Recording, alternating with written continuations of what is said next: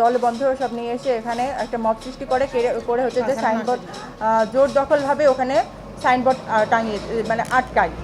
তো সেখানে আমার ছোট ভাই এসে যদি খালি শুধু বলে যে আপনারা এখানে আইনগত একটা চলছে, আপনারা হচ্ছে এটা আইনিভাবে আইনের রাস্তায় এসে সমাধান করার চেষ্টা করেন, তারপরে এটা না হলে আপনার দখল নিয়ে।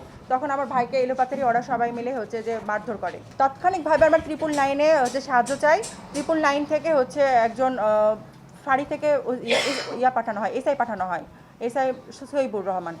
উনি এসে এই জায়গায় আসে, কিন্তু ওনার হচ্ছে যে কম থাকায় ওনার কাছে হচ্ছে যে লোক কম ছিল, ওরা বেশি জন আসে নাই, 4-5 জন আসে, আর এরা 40-50 জন।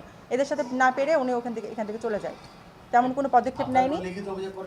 হ্যাঁ, থানায় লিখিত অভিযোগ আমরা ওসির কাছে করা হয়। ওরা হচ্ছে যে সেই দিন থেকে 3 দিন যাবৎ এখানে হচ্ছে যে 40-50 জন একদম সকাল 7টা থেকে রাত 12টা পর্যন্ত এই জায়গায় অবস্থান করে এবং আমাদেরকে সবসময় হুমকি দিতে থাকে।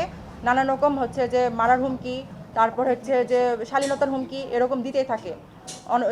ভাবে মেয়েদেরকে খুব গালি করছে আমাদের মেয়েদেরকে। ওরা পিকনিক করে, তারপরে জি আমার আব্বা হচ্ছে এগুলো টেনশনে অসুস্থ মানে কি স্ট্রোক করছে, স্ট্রোক করে মেডিকেলে ভর্তি আছে। আব্বা প্রায় মৃত, মানে একদম কালকে বেলা 2টার সময়। ওনার অবস্থা খুবই আশঙ্কাজনক।